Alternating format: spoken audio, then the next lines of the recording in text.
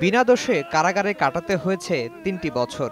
মুক্ত বাতাসে শ্বাস নেওয়ার সুযোগ পেয়েছেন জাহালম, কিন্তু হারিয়ে যাওয়া সময় আর ফিরে পাওয়া যাবে না। তবে মিলতে কি পারে তার ক্ষতিপূরণ?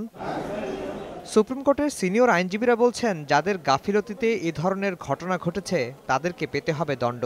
এ নিয়ে দুদকের তদন্তের উপরও আস্থা রাখতে পারছেন না তারা। সে আগে কি কাজ করত, তার সোর্স অফ ইনকাম কী ছিল, তার আয়টা কী ছিল, তার পরিবারের সদস্য কতজন, এবং সে আগে যে জীবন ধারণ করতো গত 3 বছর বা 5 বছর, সেই অনুসারে তার নির্ধারণ করে তার ক্ষতিপূরণটা তাকে দিতে হবে। এবং পরিপূর্ণভাবে যাদের অবহেলায় এটা তাকে জেল খাটতে হয়েছে তাদের পকেট থেকে টাকাটা আসবে, সরকার দেবে না।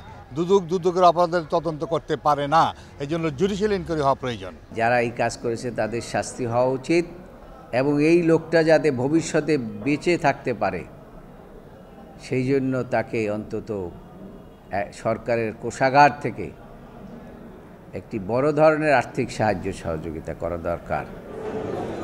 জাহালমের মুক্তির জন্য উচ্চ আদালতের দ্বারস্থ হওয়া আইনজীবী বলছেন, কি ধরনের ক্ষতিপূরণ মিলবে তা ঠিক করবে উচ্চ আদালত।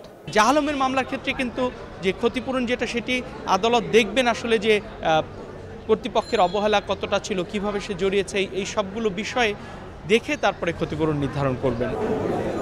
জাহালমের কারাভোগকে মানবাধিকারের চরম লঙ্ঘন উল্লেখ করে উচ্চ আদালতের আইনজীবীরা বলছেন, ভবিষ্যতে এ ধরনের ঘটনা এড়াতে তদন্তকারী সংস্থাগুলোকে সতর্ক হতে হবে।